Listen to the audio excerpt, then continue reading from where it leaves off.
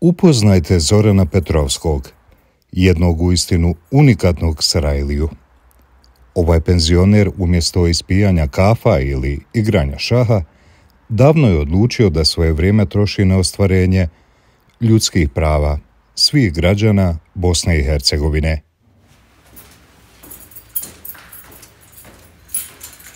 Za mnoge to bi bila jedna uzaludna bitka u sistemu u kojem ljudi ovdje žive, ali ne i za njega. On ne posustaje i ne odustaje, iako je prilično usamljen u svemu što radi.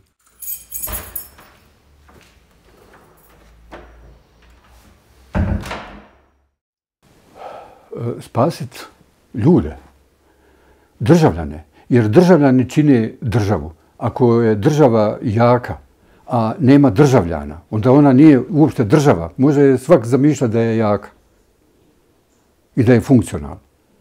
A ovo ja kad vidim šta piše u preambuli Ustava Bosne i Hercegovine, meni nije jasno da je to neko mogu uopšte usvojiti.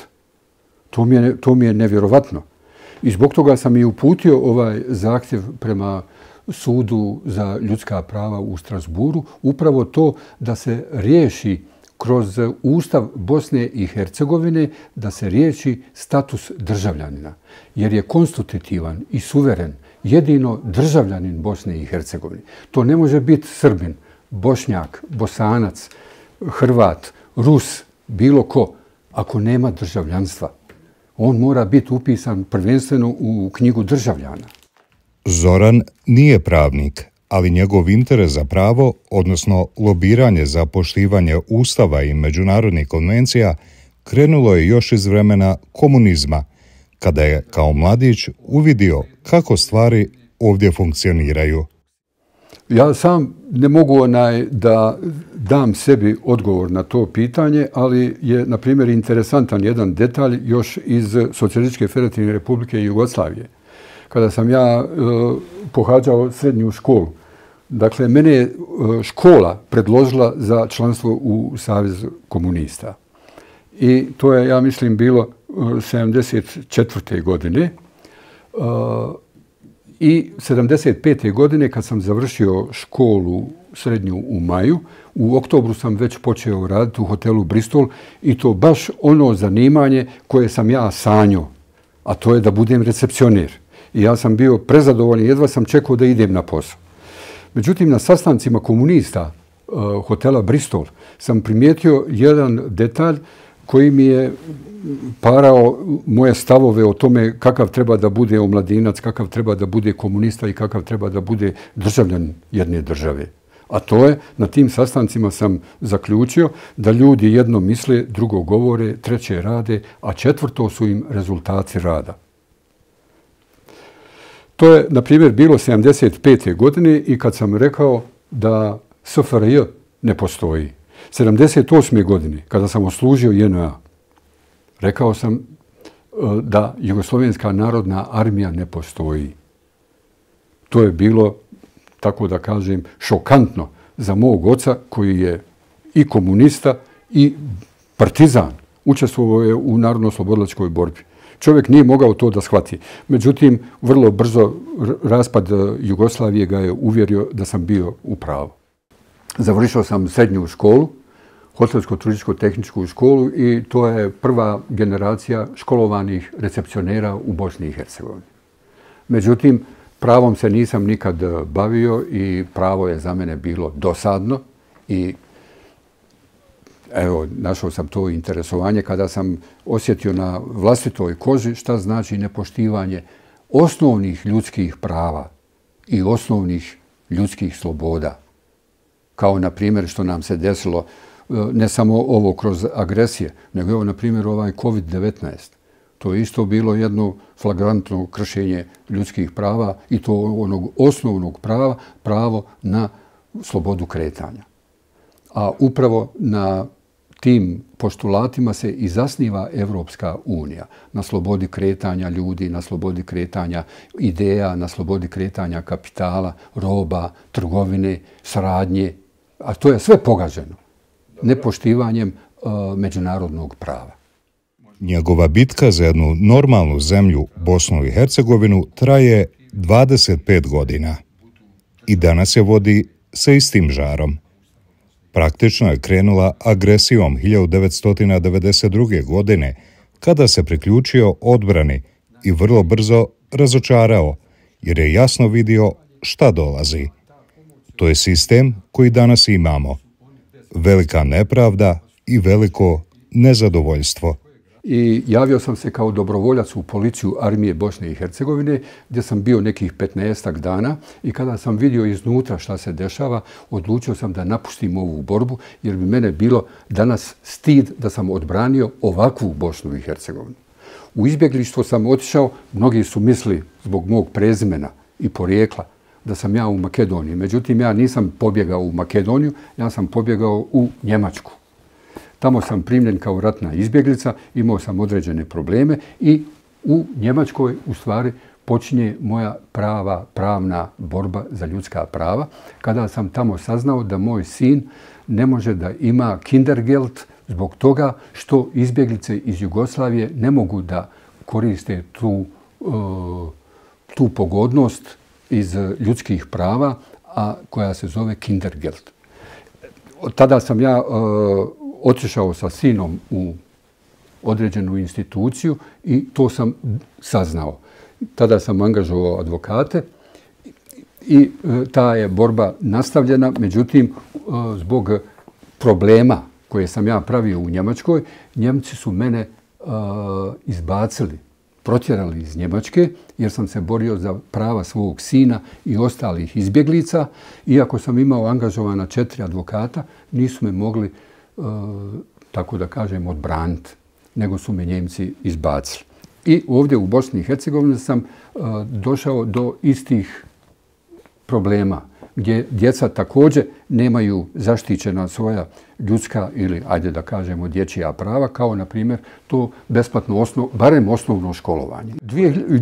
Ja mislim negdje 2001. ili 2002. krenuo sam sa izložbom svojih crteža, misleći da ću ljude okupiti oko svojih crteža, gdje su oni imali jednu određenu poruku.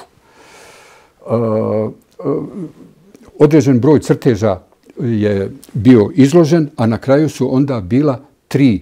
Jedan je bio bijeli papir, jedan sivi i jedan crni papir. Na svakom od tih papira bez crteža bio je veliki uskličnik i veliki upitnik.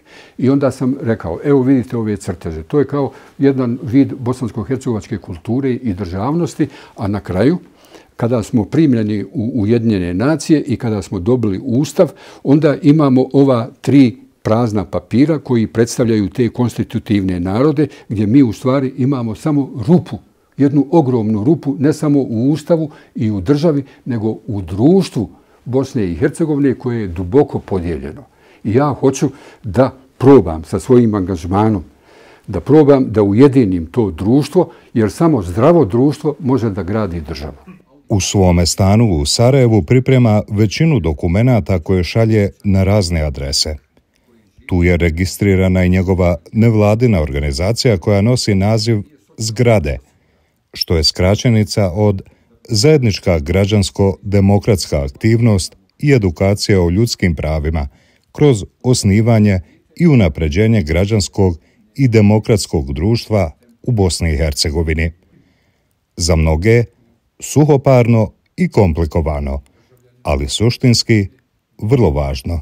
Kad sam vidio da sa tim izložbama nema nikakvog efekta, onda sam odlučio da registrujem nevladnu organizaciju Zgrade koja se bavi edukacijom o ljudskim pravima. U početku sam bio stvarno imao veliku nadu da će uspjeti, jer su, evo ovdje u ovom stanu je znalo biti do 50 omladinaca. Uglavnom su to bili studenti, iako sam ja pokušavao da tu ideju prenesem osim mladima i penzionerima. Jer mladi su pokretačka snaga, ljudi koji žele promjene i kojima trebaju promjene, a penzionere sam shvatao kao ljude koji imaju vremena i koji imaju iskustva. Ne samo radnog, nego i životnog iskustva. Pa sam mislio kad to dvoje spojim i kad oni osvoje vlast, da će onda moći da prave od ove države državu po svojim mjerilima, onako kako oni misle, to jest mladost i iskustvo da se spoji. Nema pravne države i nema funkcionalne države. Međutim, to nije do institucija, jer su institucije zarobljene. Zarobljene su od političkih hulja i zarobljene su od kriminalaca. A ko su ti kriminalci? Kriminalci su oni koji su donijeli zakon još dok su bile agresije na Bosnu i Hercegovinu 25. novembra 1994. godine, dok su pošteni Bosanci i Hercegovci, državljani Socijalističke republike Bosne i Hercegovine, dok su branili Bosnu i Hercegovinu od agresija, tada je donesen taj zakon o pretvorbi društvene imovine. I to je ono što mene boli, da ljudi ne mogu to da prepoznaju da je to pljačka. Zoran pokušava ljude osvijestiti o njihovim pravima, a na osnovu Ustava, za koji kaže da je najbolji na svijetu, jer u sebe ima ugrađene najvažnije međunarodne konvencije koje građanima Bosne i Hercegovine nude izuzetne slobode i prava. Međutim, oni ih ne koriste.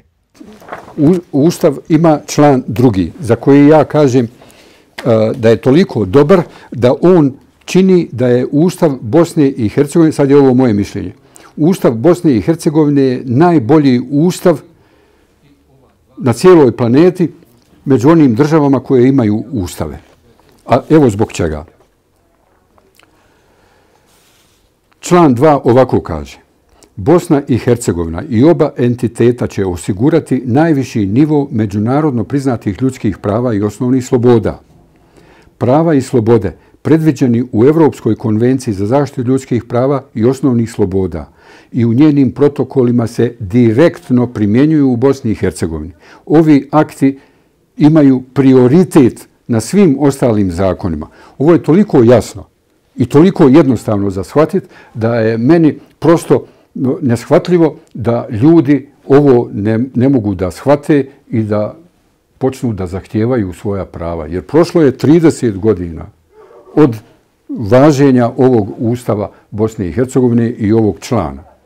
Već dugi niz godina, da ne kažem i dugi niz decenija, ali je i ta konstatacija tačna, oko 7 decenija se ne poštuje međunarodno pravo. A ljudi ne mogu da shvate da je međunarodno pravo jako jednostavno. I u to međunarodno pravo spada, na primjer, i univerzalna deklaracija o ljudskim pravima.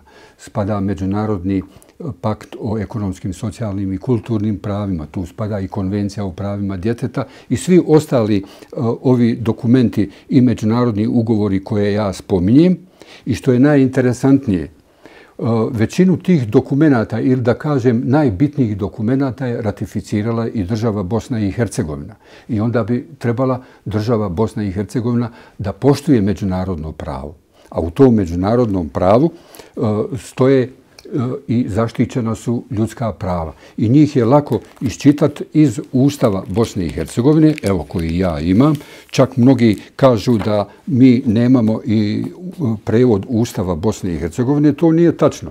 Postoji i prevod Ustava Bosne i Hercegovine i u njemu je sve lijepo, precizno i jednostavnim jezikom napisano da može i dijete u osnovnoj školi da shvati šta nosi sa sobom Ustav Bosne i Hercegovine.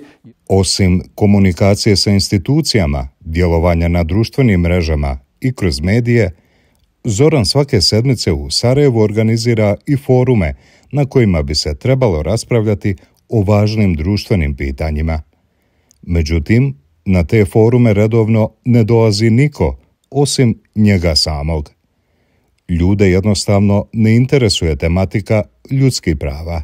Vrlo malo ljudi ne dođe u prosjeku ne dođe ni jedna osoba. Više je foruma bilo nego osoba koje su prisustvovale tim forumima. Međutim, ljudi koji su došli i sad je njih u mom okruženju jedno 10-ak, oni su ostali vjerni ovoj ideji. Međutim, problem je u tome što se ova ideja dalje ne širi. A to je meni signal da i ti ljudi koji su u mom okruženju, da oni ne shvataju o čemu se radi. A ja ne mogu da proniknem u tu problematiku radi čega se ne poštuje Ustav Bosne i Hercegovine. Ne mogu. Jedino što mi pada na pamet to je da tužilaštvo ne radi svoj posao. Ja sam se obraćao i tužilaštvu nekoliko puta sa pitanjima šta je tužilaštvo uradilo po pitanju nepoštivanja odluka Ustavnog suda. Isto sam se obratio i Ustavnom sudu sa istim pitanjima. Šta je Ustavni sud uradio po pitanju nepoštivanja ustavnih odluka? Nisam dobio adekvatan ili nisam dobio odgovor koji bi meni koristio u daljoj borbi. To znači da mu je pravna mogućnost zatvorila vrata, jer ja sam došao do kraja. Sad mi je jedino još preostao sud u Strasburu i sad se obraćam i sudu u Strasburu. Njegov otac je bio zakleti komunista, ali on lično u taj sistem nije vjerovao. Od tadašnjeg socijalizma do današnje demokratije nije se puno promijenilo. Osim pljačke društvene imovine i uništavanja radničkih prava. Političke partije se suštinski ponašaju vrlo slično. Razlika je kao ono što ja imam običaj da čujem od ljudi, jer tako kažu. Kažu nije bitna igra, bitan je dres. Ne. Ovdje je upravo ništa se promijenilo nije. I što je najgore, povukli smo iz Jugoslavije ono najgore i ugradili u Bosnu i Hercegovinu. Međutim, sva sreća nismo to ugradili i u Ustav Bosne i Hercegovine, zbog toga što u Ustavu Bosne i Hercegovine postoji član 2 ili član 2. Taj član ispravlja sve nepravilnosti i toga treba da budu svjesni državljani, ljudi koji žive i stanuju u Bosni i Hercegovini. Da se sve može ispraviti kroz član 2. Razlika je vrlo mala, ali ima jedna suštinska i osnovna razlika. Komunisti i Ustav iz SFRJ je štitio čovjeka.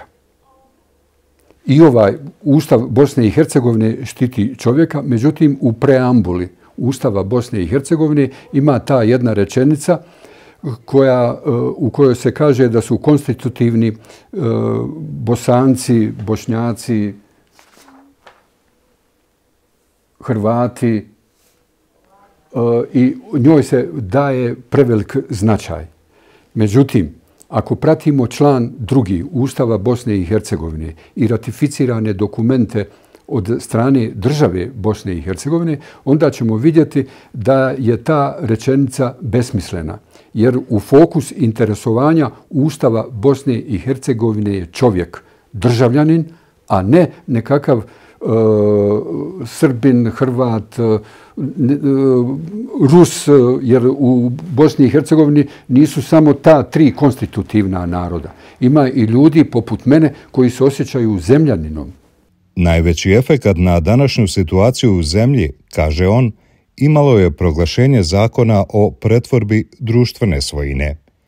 Mnogi su zaboravili da se to desilo još 1994. godine, dok je trajao rat.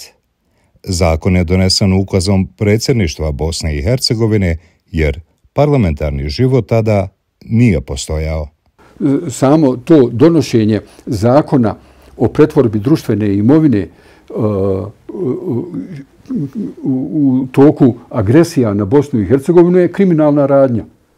Jer da bi se izvršila takva transformacija, mora se konsultovati vlasnik, to jest cijelo društvo, to jest radni narod Bosne i Hercegovine se kao titular te svojine, te imovine društvene, trebao se konsultovati. A prije nego što taj radni narod donese odluku da li će ili neće izvršiti pretvorbu društvene imovine, trebalo je da se sprovedu javne rasprave, naučne analize, analitičari da to ocjene, razgovaraju sa sindikatima, sa radnicima i da se donese zajednička kvalitetna odluka, a ne kao ovo danas što je urađeno.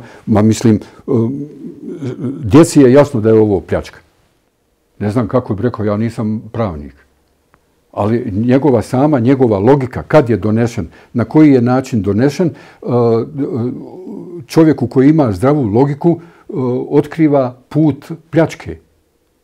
Ako je društvena imovina u Jugoslaviji bila društvena, onda je i ona kada je nestalo Jugoslavije, društvo je ostalo vlasnik te imovine. Zato što je neko radio 40 godina ili kao ja koji sam radio 17 godina u toj Jugoslaviji, mi smo to izgrađivali. To je naše. To je zajednička imovina. I nije samo da je to naša zajednička imovina, nego je to bio i jedan državni sistem u kojem su ljudi radili, znači u tom samoupravljanju, i tu su zarađivali sebi za život, a višak vrijednosti nije odlazio kapitalisti, nije odlazio ni državi, nego su radnici mogli i imali su dužnost da odlučuju o tom višku. Kada se znači ostvari dohodak, kada se pokriju svi troškovi, kada se uplate svi porezi, kada radnici dobiju platu, ostaje opet višak novca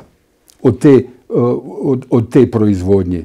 I onda oni s njim kažu da će praviti autoput, da će poboljšati policiju, to jest miliciju, zdravstvo, socijalnu zaštitu ili bilo šta drugog.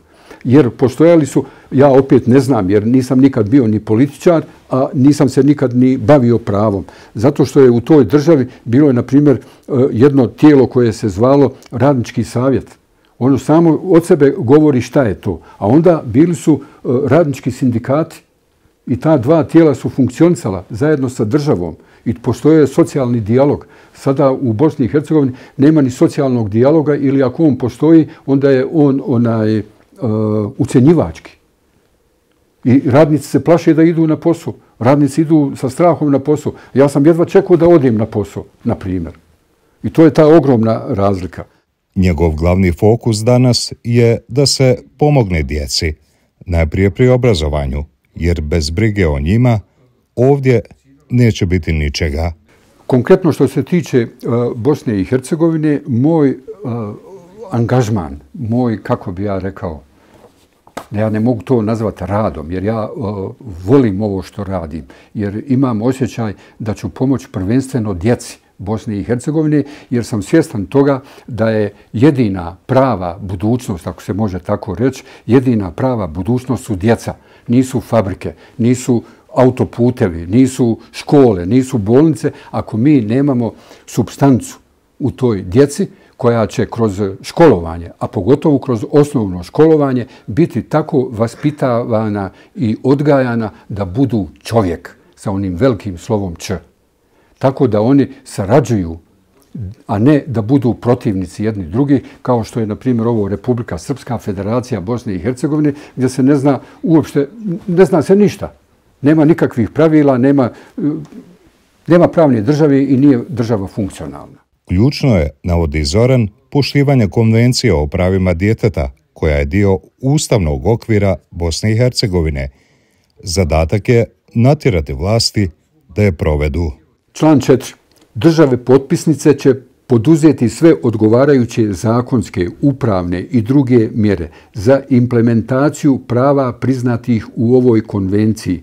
Što se tiče ekonomskih, društvenih i kulturnih prava, države potpisnice će poduzeti takve mjere do krajnjih granica njima dostupnih sredstava, a tamo gdje je to potrebno i u okvirima međunarodne saradnje.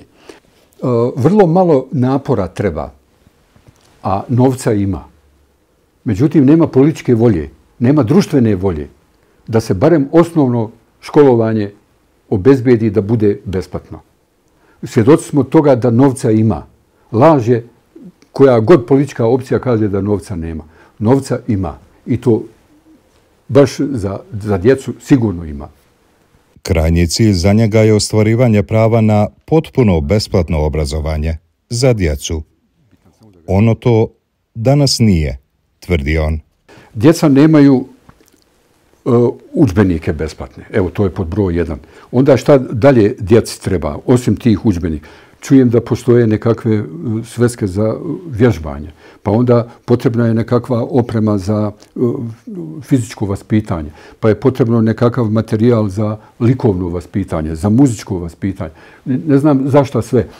Ove podatke koje ja imam su stari, najmanje 10 godina, ali znam da je u to vrijeme da su mi neki roditelji i ovi iz sindikata rekli da dijete košta minimum 50 maraka svaku porodicu mjesečno.